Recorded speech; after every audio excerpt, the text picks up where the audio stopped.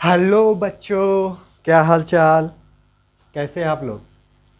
कल ये रिएक्शन रह गए थे। एक्चुअली मैंने पूरा वीडियो बना दिया था, पर हुआ क्या था, ख़त्म ही होने वाला था। 5 मिनट का लेक्चर बचा था। रिएक्शन बताई थी, एक हेडिंग और बताई थी। और मैंने बना दिया था, पर वीडियो की रिकॉर्डिंग हो गई थी बंद, तो ये चीज़ रह गई थी। फिर मैंने देखा भी नहीं तो उस टाइम, फिर सुबह देखा, अपलोड किया, तो फिर उतना ही अपलोड कर दिया। मैंने कहा बाद में कंप्लीट कर लेंगे, तो उसे आज कंप्लीट कर लेते, फिर आगे पढ़ते हैं। आज हमें पढ़ना है नाइट्रोजन, पढ़ना है नाइट्रोजन के बनाने की विधियाँ, उनके भौतिक गुण, रासायनिक गुण। फिर हमें अमोनिया पढ़ना है। तो नाइट्रोजन वाला आज हम पोर्शन ख़त्म कर लेंगे। फिर अगले वीडियो में नाइट्रोजन के ऑक्साइड बनेंगे और नाइट्रिक अम्ल पढ़ लेंगे। ये दोनों पढ़ लेंगे इतना, फिर नाइट्रोजन वाला पोर्शन ख़त्म हो जाएगा। फिर फास्फोरस से आ जाएंगे। फास्फोरस के कुछ ऑक्सी अम्ल होते हैं फास्फोरस के, फिर फास्फीन होता है, वो 2 टॉपिक पढ़ेंगे फास्फोरस वाले। फिर कुल मिला के 15वां समूह खत्म हो जाए, क्योंकि फिर इनका कुछ नहीं होता। ये आर्सेनिक, एंटीमनी और बिस्मिथ के कोई यौगिक नहीं पढ़ने हैं, ठीक है। इन्हीं दोनों के यौगिक पढ़ने हैं, नाइट्रोजन और फास्फोरस के। तो नाइट्रोजन फास्फोरस के यौगिक पढ़ने में भी दो तीन वीडियो लग जाएंगे, ठीक है बच्चा लोग। आज नाइट्रोजन N2 गैस पढ़ेंगे और NH3 गैस पढ़ेंगे। ये दोनों आज हमें पढ़ने हैं। उसके पहले जो कल का छूटा हुआ है उसे पूरा करते हैं, ठीक है बच्चा लोग। चलो, तो यहाँ पे ये रिएक्शन है, नाइट्रोजन का ट्राइक्लोराइड है, तो ये क्या बनाएगा, सीधी सी बात है, NH3 बना लेगा। नाइट्रोजन और अमोनिया मिलेगा तो, ठीक है, NH3 बना लेगा। और क्या बनाएगा HCl बनाएगा। कि ऑक्सीजन किस रूप में निकलेगा, फिर बताओ ऑक्सीजन किस रूप में निकलेगा। ये HCl नहीं बनाएगा, HOCl बनाएगा, ठीक है, ठीक है। हाइड्रोक्सी क्लोराइड बनेगा, हाइड्रोक्लोरल एक तरह कह देंगे इसको, क्या बोलेंगे, हाइड्रोक्लोरल बोलेंगे, ठीक है बेटा जी। और ये PCl3 क्या बनाएगा, PCl3 क्या बनाएगा, फास्फीन बना देगा, PH3 बना लेगा। ये फास्फीन बनाने की विधि है। यहाँ भी HOCl बन जाएगा। ये क्या बनाएंगे बेटा जी, ये क्या बनाएगा, ये वैसे फास्फीन बनाएगा, लेकिन फास्फीन नहीं, एक्सपेरिमेंट द्वारा देखा गया है फास्फीन नहीं बनाता है। ये आर्थो फास्फोरिक अम्ल बनाता है, ठीक है बेटा जी। ये फास्फीन नहीं बनाता है, इसके लिए सॉरी। एक्सपेरिमेंटल, ये जो रिएक्शन होते हैं बेटा जी, एक्सपेरिमेंट द्वारा पता करते हैं। यहाँ पे ऑर्गेनिक केमिस्ट्री वाले रूल नहीं रखते। ऑर्गेनिक केमिस्ट्री नहीं कि यहाँ से बांध टूटेगी, यहाँ जुड़ेगी, यहाँ पे ये यही बनेगा, दूसरा नहीं बन सकता है। यहाँ पे कोई रूल, यहाँ पे वो रूल नहीं होते हैं। बात समझ रहे हो। यहाँ पे बेटा जी इनऑर्गेनिक केमिस्ट्री में ऐसे ही होता है। चीज़ें क्या होती हैं, एक्सपेरिमेंटल होती है। ये प्रयोग द्वारा किया गया भाई, ये लिया गया, H2O लिया गया, मिलाया गया, देखा गया क्या बन रहा है, तो उसी को लिख दिया गया, आज हम पढ़ रहे हैं। फिर फास्फोरस का क्लोराइड लिया, ट्राइक्लोराइड लिया गया, जल में मिलाया गया, फिर देखा गया क्या बन रहा है, तो यहाँ पे H3PO3 बनता है, ठीक है बेटा जी। तो ये एक्सपेरिमेंट से आता है, ये सब पता चलता है। ये आपको याद करना पड़ेगा, ठीक है। ये याद समझना नहीं, ये चीज़ याद करने वाली कि यही बनता है, ठीक है। अर्थों से आप याद रखें कि आपको दिमाग में ये रखा कि हाँ ये बनता है, ठीक है। अमोनिया बनती है, अमोनिया का सूत्र याद है, फिर ये फास्फोरिक अम्ल बनेगा तो फास्फोरिक अम्ल का ये H3PO3 सूत्र याद होना चाहिए। बस यही चीज़ समझ आ गई बात। चलो, यहाँ पे क्या बनेगा, यहाँ पे भी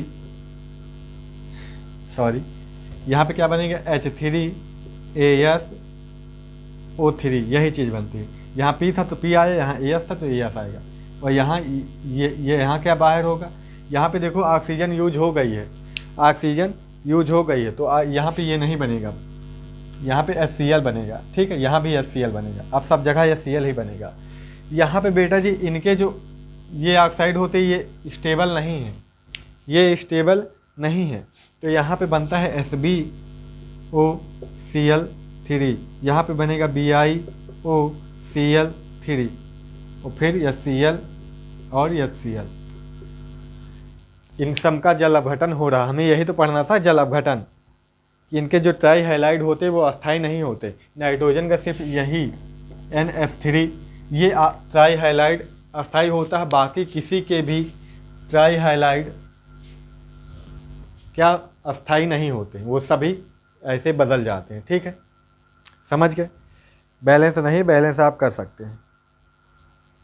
बैलेंस नहीं, बैलेंस आप करते हैं यहाँ सब में 3 3 लगा लो, यहाँ भी 3 3 लगा लो और यहाँ 2 2 लगा लो। ठीक है बेटा जी, हो गया बैलेंस, आप देख सकते हैं।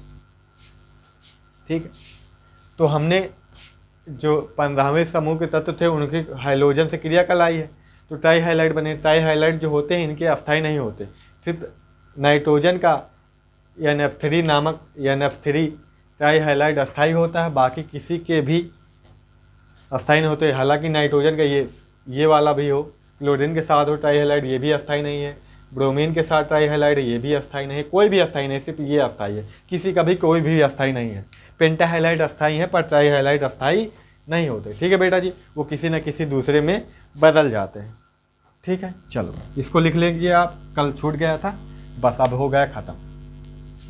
ठीक है, अगली कोई हेडिंग नहीं है। धातुओं से क्रिया आती है। समूह 15 के तत्व धातुओं से क्रिया करके द्विअंगी यौगिक बनाते हैं। क्या बनाते हैं? द्विअंगी यौगिक बनाते हैं। द्विअंगी यौगिक किस प्रकार के? जैसे कैल्शियम की बात करें, कैल्शियम नाइट्रोजन से क्रिया करेगा तो क्या बनेगा? ये इसकी 3 होती तो यहाँ 3 आ गए, इसकी 2 होती तो यहाँ पे 2 आ गए।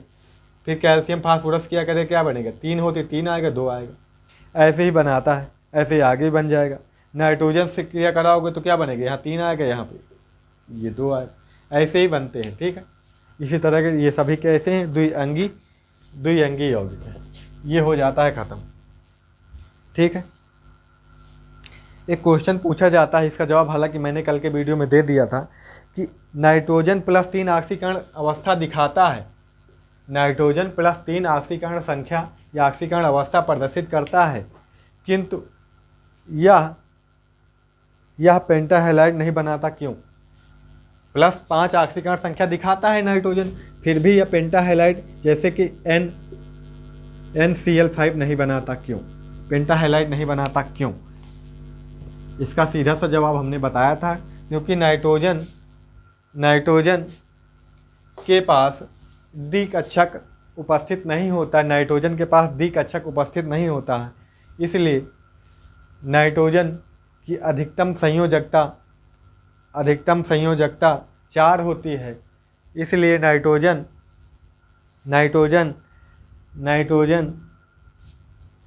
5 सहसंयोजी आबंध अर्थात पेंटाहाइलाइड नहीं बना सकता। नाइट्रोजन 5 सहसंयोजी आबंध या पेंटाहाइलाइड नहीं बना सकता। ठीक है, ये क्या बनाता है? नाइट्रोजन 3 सहसंयोजी आबंध बना सकता है, 3 इलेक्ट्रॉन की शेयरिंग कर सकता है, इसका स्ट्रक्चर पूरा हो जाता है। और इसका जो एक लोन पेयर होता है उससे क्या बनाता है? उपसहसंयोजी आबंध बनाता है, उपसहसंयोजी बंध बनाता है। ठीक है, एक उपसहसंयोजी बनाएगा, 3 सहसंयोजी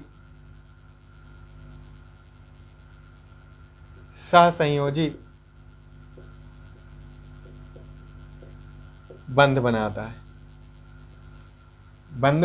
3 सहसंयोजी शेयरिंग द्वारा एक कोऑर्डिनेशन बॉन्ड अर्थात उपसहसंयोजी आबंध बनाता है। समझ गए? ये चीज़ें हो गई। अब हमें पढ़ना है डाई नाइट्रोजन। क्या पढ़ना है? N2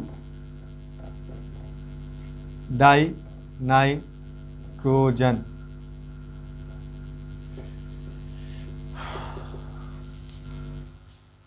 ठीक है, तो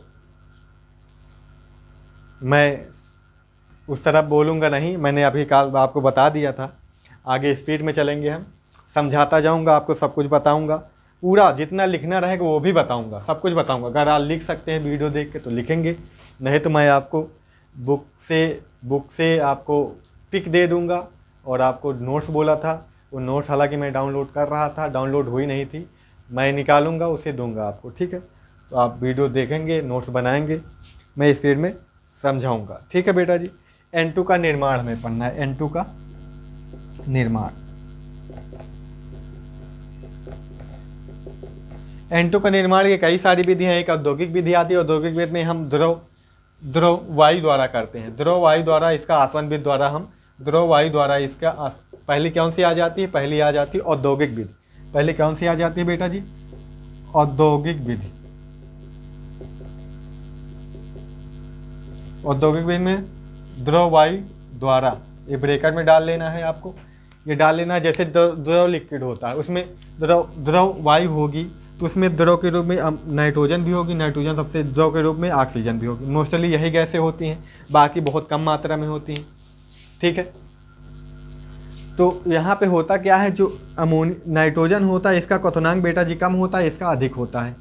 ऑक्सीजन क्वथनांक अधिक होता है, नाइट्रोजन क्वथनांक कम होता है। जब ये द्रव के रूप में होंगी दोनों, तो अगर हम हीट करना चाहेंगे तो ये जल्दी बॉयल हो जाएगी, नाइट्रोजन जल्दी बॉयल हो जाएगी, नाइट्रोजन बॉयल हो जाएगी, गैस के रूप में जल्दी बदलेगी, इससे फिर हम एक अलग कर लेंगे।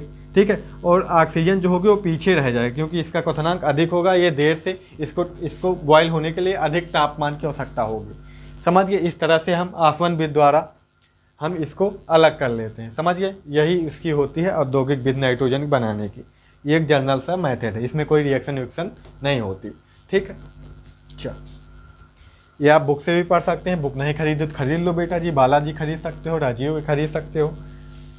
ठीक है, बुक खरीदो, वहाँ आप समझा देते हैं हम, आप लिख भी सकते हो, आपको हम नोट्स भी दे देंगे, आपको हम बुक की पिक भी दे देंगे खींच के, आप पढ़ भी सकते हो, आप सब कुछ कर सकते हो। लेकिन हम यहाँ पे सिर्फ लेक्चरबाजी होगी और कुछ नहीं होगा। यहाँ पे हम बोलेंगे नहीं, बहुत बुरा लगता है, बहुत ख़राब लगता है वीडियो में हम खड़े होकर आपको बोलो लिखो बेटा औद्योगिक विधि ब्रेकर में लिख देना द्रव वायु द्वारा, फिर लिखना, लिखो बेटा लिखो वायु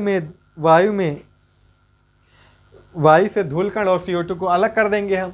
फिर आगे के लिखो वायु में द्रव नाइट्रोजन तथा द्रव ऑक्सीजन होती है, जिसका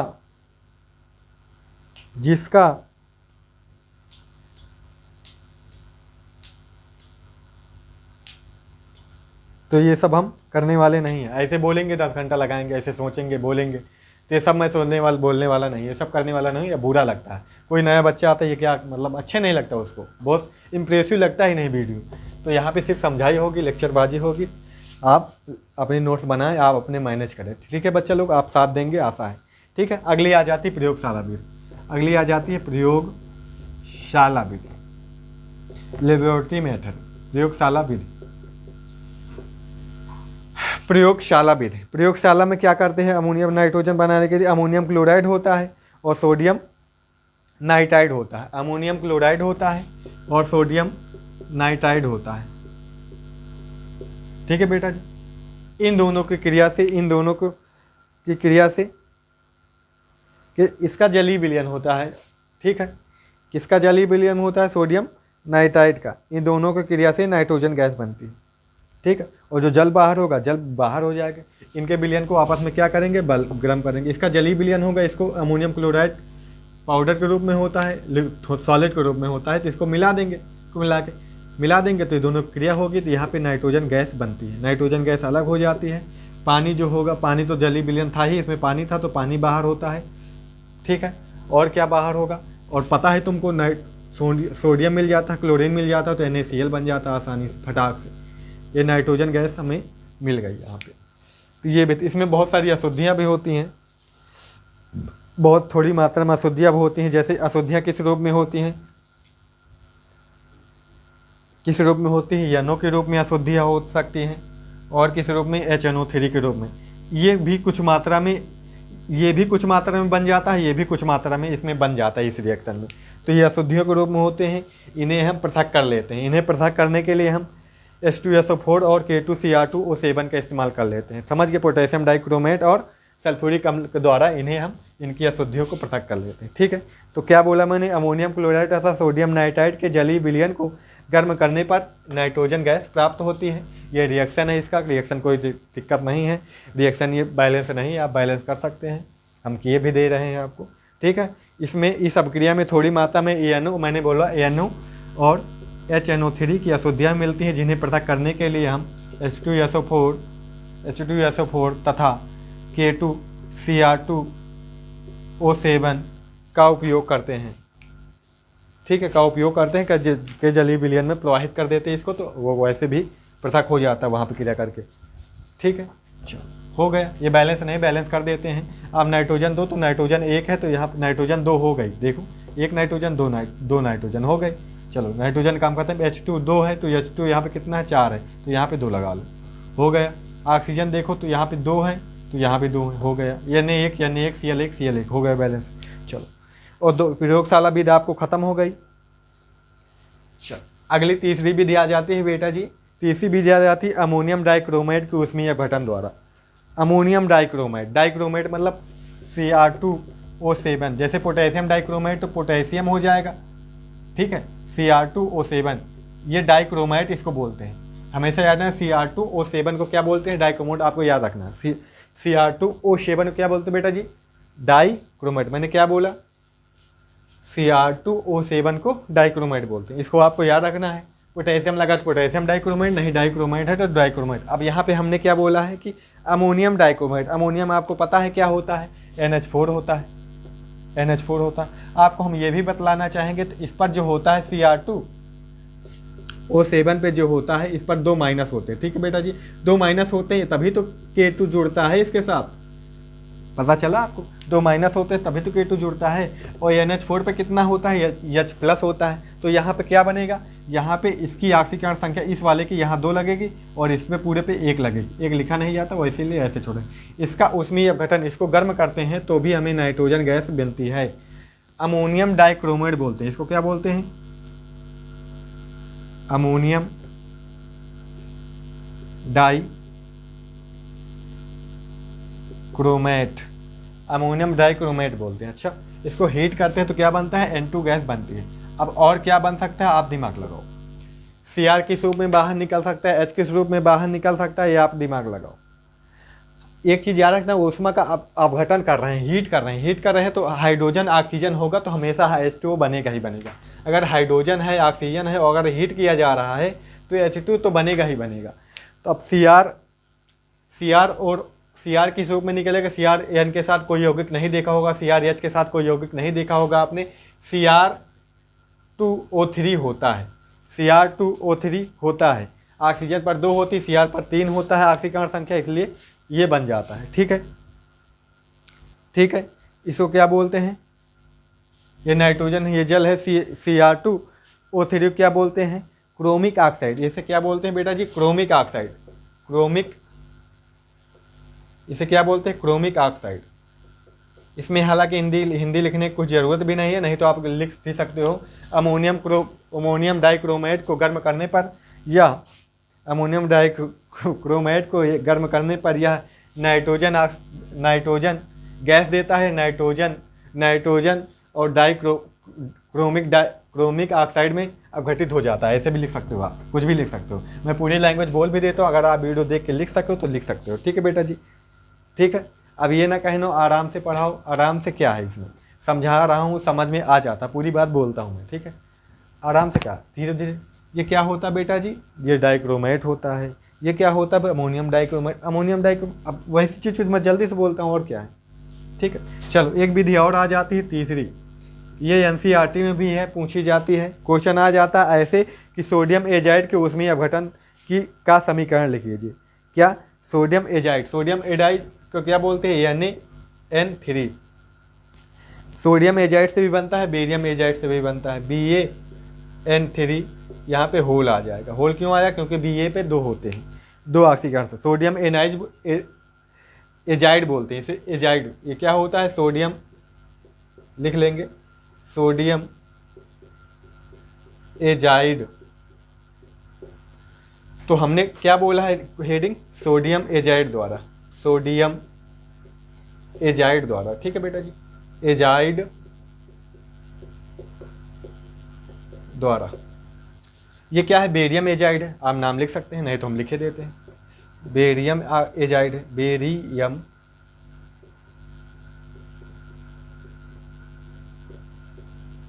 इनका अपघटन करेंगे, इनको भी हीट करेंगे हम, इनके अपघटन द्वारा भी नाइट्रोजन गैस बनती है। तो आप क्या है, यहाँ पे सोडियम अलग हो जाएगा और नाइट्रोजन अलग हो जाएगी, भाई 2 ही तो तत्व हैं, नाइट्रोजन N2 अलग हो जाएगा, बेरियम अलग हो जाएगा, बस बैलेंस कर लो, बैलेंस नहीं है तो, ठीक है।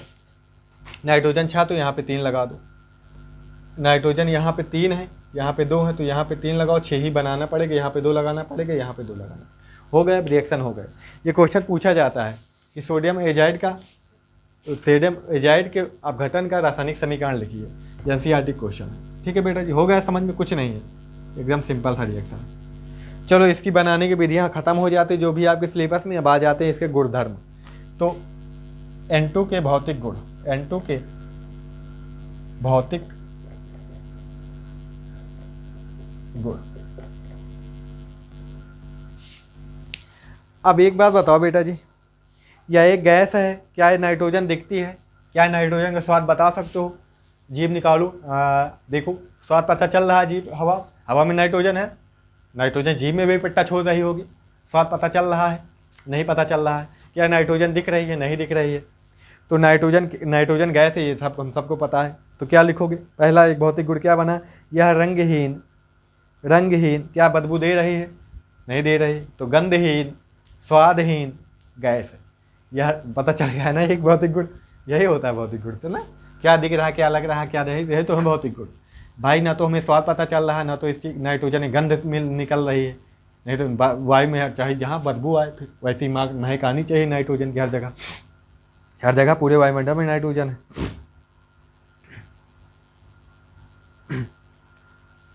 आराम से ही बोलना चाहिए ना। चलो ठीक है, आराम से बोलते हैं, गला सूख जाता बहुत जल्दी, फिर पानी भी नहीं रखे। तो ये पॉइंट लिख सकते हो ना, नाइट्रोजन क्या बोला मैंने, पूरी बात बोल चुके हैं यार हम। नाइट्रोजन रंगहीन, गंधहीन, स्वादहीन गैस। ठीक है, अब बताओ नाइट्रोजन विषैली होती कि नहीं होती? या नाइट्रोजन विषैली नहीं होती है ना? विषैली होती तो हम विष से बेहोश हो जाते है ना, सब लुढ़के होते सब। अभी नाइट्रोजन विषैली होती तो सब कोई हम जीवन ही ना होता, विषैली होती तो ना हम सब जी ही नहीं पाते फिर, है ना? वायुमंडल में नाइट्रोजन होती विषैली तो। नाइट्रोजन के दो समस्थानिक N14 और N15 ज्ञात हैं, ये दोनों ज्ञात हैं। ठीक है, ये भी लिख सकते हो भौतिक गुण। अच्छा बताओ, एक बात मैं पूछना चाहता हूँ, जो नाइट्रोजन होती है सक्रिय चारकोल पर अवशोषित हो जाती है। जो चारकोल होता है, चारकोल तो जानते ही होगे, जैसे कोई दिया रख दो, लैंप रख दो, लैंप कोई दिया पहले होते थे ना घरों में, जब लाइट नहीं होती थी गाँवों में, तो दिया होते थे, हम सब बोलते थे।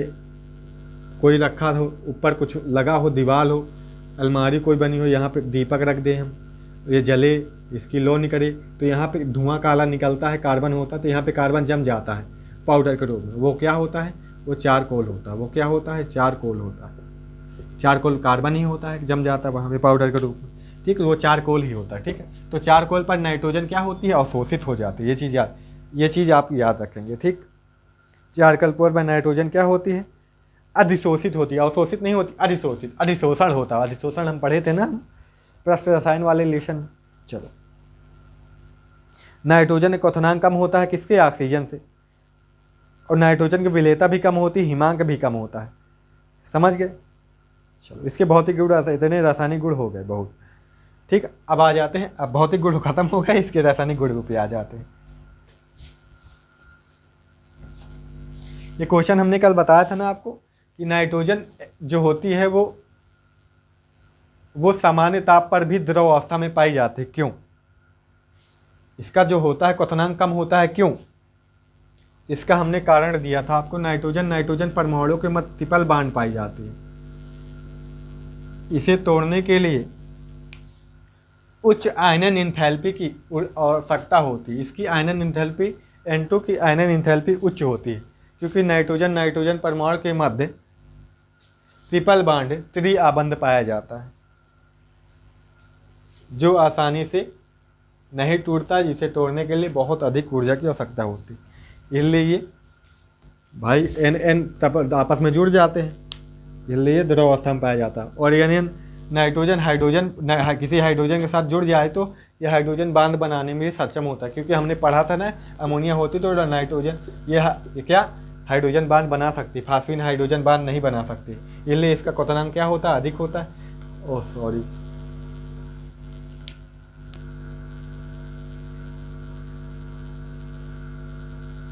क्या बताए थे हम कल? सॉरी, एक मिनट। हाँ, PS3 का क्वथनांक क्या होता है? NH3 से कम होता है। इसका अधिक होता है, इसका कम होता है। क्यों? क्योंकि ये अमोनिया क्या होती है? अमोनिया हाइड्रोजन बांड बना सकती है। इसलिए इनके अणुओं के मध्य NH3 आपस में जुड़ जाते हैं, तो अणु भी जुड़ जाते, PH3 आपस में नहीं जुड़ते तो अलग हो जाते, धीरे धीरे फुर्र उड़ जाते हैं। ठीक है, बॉयल क्वथनांक मतलब बॉइलिंग पॉइंट, बॉयल हो, जिस ताप पे टेम्परेचर पे बॉयल हो सके कोई चीज़, वो उसका क्या है, क्वथनांक है, उसका क्या है, क्वथनांक है, बॉइलिंग पॉइंट है। ठीक है, जो रासायनिक गुण पे आते हैं तो लिख लोगे आप, इसमें थोड़ा सा लिख लोगे रासायनिक गुण में ही, N ट्रिपल बांड N बंध की उच्च आबंध ऊर्जा के कारण डाई नाइट्रोजन समान रूप से निष्क्रिय होती है, इसकी क्रियाशीलता ताप बढ़ाने पर बढ़ती है, तो पहली आ जाती है धातु से क्रिया। ऐसा नहीं कि सभी से क्रिया कर लेगी, ऐसा नहीं कि नाइट्रोजन है, लोहा पड़ा है वायुमंडल में, चलो आओ बेटा क्रिया कर लो, ऐसे नहीं हो जाता क्रिया। कोई ना कोई टेम्परेचर चाहिए इनको क्रिया करने के लिए। ठीक है बेटा जी, कोई ना कोई टेम्परेचर चाहिए। तो उच्च ताप पर नाइट्रोजन धातुओं से क्रिया करके धात्विक नाइट्राइड बनाती है। धात्विक नाइट्राइड क्या बनाती है? नाइट्राइड बनाती है। ठीक है, जैसे ये Mg से क्रिया करा, सोडियम से क्रिया करा लो, और एल्युमिनियम से क्रिया करा सकते हो। ठीक है, एल्युमिनियम से क्रिया करा सकते हो।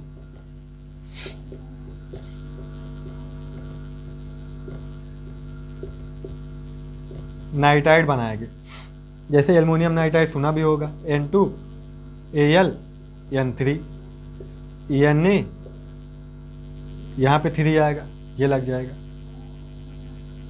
Al बनेगा, क्योंकि 3 दोनों का होता है ना भाई, 3 एल्युमिनियम का भी होता है, 3 नाइट्रोजन भी आशीकरण संख्या होती है। यहाँ पे एक इसकी होती है, N की 3 होती है, इसलिए Na3N बनेगा। ठीक है, और यहाँ पे क्या होगा, यहाँ पे दोनों का जल लगेगा, क्योंकि दोनों का अलग अलग है, नाइट्रोजन का 3 तो यहाँ पे 3, और मैग्नीशियम का 2 तो यहाँ पे 2। ये मैग्नीशियम नाइट्राइड है, ये सोडियम नाइट्राइड, ये एल्युमिनियम नाइट्राइड है, बन गए। ठीक हो गई रासायनिक पूरा। अगला आ जाता है अधातुओं से क्रिया। अगली कौन सी आ जाती है? अधातुओं से क्रिया। कुछ स्पेशल कंडीशन में, विशेष परिस्थितियों में नाइट्रोजन H2 और O2 से क्रिया करती है। H2 और O2 से क्रिया करती है विशेष कंडीशन में, अधातु से, रिएक्शन विथ नॉन मेटल, अधातुओं से क्रिया। विशेष परिस्थितियों में नाइट्रोजन अधातुओं से क्रिया करती है।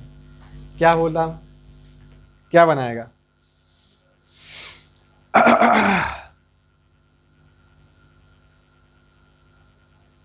बोलो क्या बनाएगा? यहाँ पे NH3 बनेगा, और कुछ तो बनता नहीं है नाइट्रोजन हाइड्रोजन से। यहाँ पे क्या बनेगा? विशेष कंडीशन होंगी। विशेष कंडीशन कौन होती है, हमारे में हम पढ़ेंगे इसको। ठीक है, यहाँ पे नहीं पढ़ेंगे, यहाँ पे तो बस हम टेम्परेचर लिख सकते हैं। कुछ टेम्परेचर होता है, फिक्स टेम्परेचर, तभी क्रिया करती है। ठीक है, टेम्परेचर बोलो तो लिख दिया रिएक्शन में, नहीं तो सिर्फ आप एरो लगा लेना कि हाँ हीट करने पर बनती है। ये NO बनेगा, ये NO2 नहीं बनेगा, NO बनेगा। नाइट्रिक ऑक्साइड बोलते हैं इसको नाइट्रिक ऑक्साइड बोलते हैं, याद रखना हमेशा, बच्चे कंफ्यूज रहते हैं। नाइट्रिक ऑक्साइड बोलते हैं इसको। क्या बोलते हैं बच्चों लोग, क्या बोलते हैं? Nitric oxide. तो अमोनिया है, तो आपको पता होगा, बैलेंस कर सकते हैं। यहाँ पे 2 लगा देंगे, और यहाँ पे 2 लगा देंगे। 2 नहीं लगाना पड़ेगा, 3 लगाना पड़ेगा। 3 लगाएंगे तो क्या हो जाएगा बेटा जी? 2 ही लगाना पड़ेगा, सॉरी, क्योंकि अरे यार क्या लग रहा है, सॉरी झंडू बाम। तो 2 आ गए, 2 हो गए, पूरे हो गए, 3 दूनी 6, तो 3 यहाँ पे।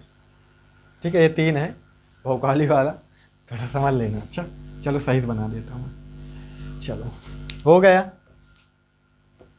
विशेष कंडीशन पे ऐसा होता है, ऐसे नहीं होता। ठीक है बेटा जी, आपको याद रखना है। उत्प्रेरक भी होते हैं, 773 केल्विन ताप होता है इसमें, पर लिखने की ज़रूरत नहीं है। ठीक है, उत्प्रेरक वगैरह लगता है, ये आप तो हैबर वेद में पढ़ोगे।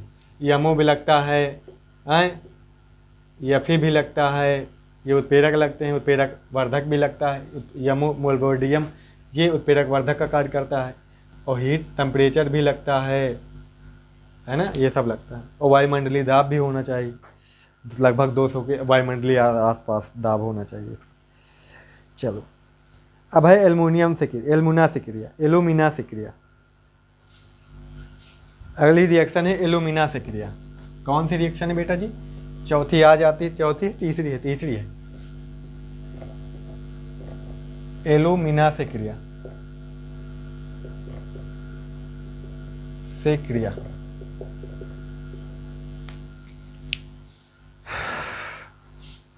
एल्युमिना से ऐसे नहीं करती, एल्युमिना से ऐसे नहीं करती। ये रिएक्शन आप पढ़ भी चुके हो ना कि एल्युमिना होगा, एल्युमिना का हमने पढ़ा था अपचयन, अपघटन। ये एल्युमिना है, यहाँ पे कोई ना कोई अपचयन, अपचायक होता है, तब होता है, समझे? जब बॉक्साइड अयस्क को शुद्ध किया जाता है तो एक विधि पढ़े थे हम, बॉक्साइड अयस्क को शुद्ध करने की विधि, तो वहाँ पे इसको पढ़े थे हम कि बॉक्साइड कार्बन तथा नाइट्रोजन के मिश्रण को उच्च ताप पर गर्म करने पर एल्युमिनियम नाइट्राइड बनता है। बॉक्साइड, है ना, यही तो होता है। यहाँ पे कार्बन और नाइट्रोजन क्या बनाता था? एल्युमिनियम नाइट्राइड बनाता था। और क्या बनाएगा? और कार्बन डाइऑक्साइड बन सकती है, CO बनेगा, कार्बन मोनोऑक्साइड बनेगा। यही होता है और कुछ नहीं। एल्युमिना, कार्बन तथा नाइट्रोजन का मिश्रण उच्च ताप पर गर्म करने पर एल्युमिनियम नाइट्राइड बनाता है। ठीक है, आपको ये इतना तो ध्यान रखना है। और ये रिएक्शन है, बैलेंस कर लेना है। यहाँ पे 2 हैं तो 2 कर सकते हो, 2 कर सकते हो, हो गया बैलेंस इतना। कार्बन 1 है, ऑक्सीजन कितने? 3 है, तो यहाँ पे 3 लगा लो, यहाँ पे 3 लगा लो, हो गया बैलेंस। इसके रासायनिक गुण भी हो जाते हैं हमारे ख़त्म। इसके उपयोग है कुछ किसके? नाइट्रोजन के। आप लिख सकते हो, आप लिख लो, क्या लो, सुन लो, सिर्फ सुन लो चाहे दो। इसका उपयोग हाइब्रिड द्वारा अमोनिया बनाने में किया जाता है तथा अनेक अन्य यौगिक जैसे NH3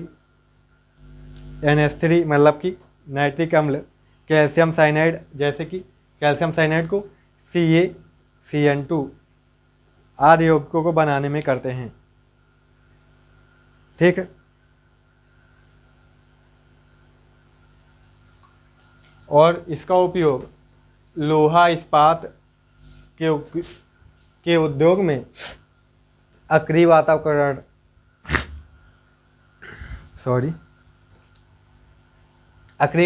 बनाने में किया जाता है। ठीक है, और भी इसके और भी जैविक पदार्थ के रूप में, खाद्य सामग्री में, परीक्षण में, शीतलक के रूप में। आजकल नाइट्रोजन का उपयोग शल्य चिकित्सा में भी किया जाने लगा है। ठीक है, नाइट्रोजन एक तरह की ठंड गैस होती है। अच्छा, गर्म गैस CO जो हो, कार्बन मोनोऑक्साइड या कार्बन डाइऑक्साइड, ये तो गर्म गैस होती है। इनका जैसे जैसे इनकी मात्रा बढ़ेगी वायुमंडल में, ये धीरे धीरे गर्म होती, वायुमंडल को गर्म करेगा। ठीक है, ठंडा नहीं करेगा, समझे हो? लेकिन नाइट्रोजन अच्छा है वायुमंडल में, लेकिन कार्बन डाइऑक्साइड या कार्बन मोनोऑक्साइड प्रदूषक है। ठीक है, तो अब हमें पढ़ना है अमोनिया। तो अमोनिया आप हेडिंग डाल लीजिए। ठीक है बच्चा लोग।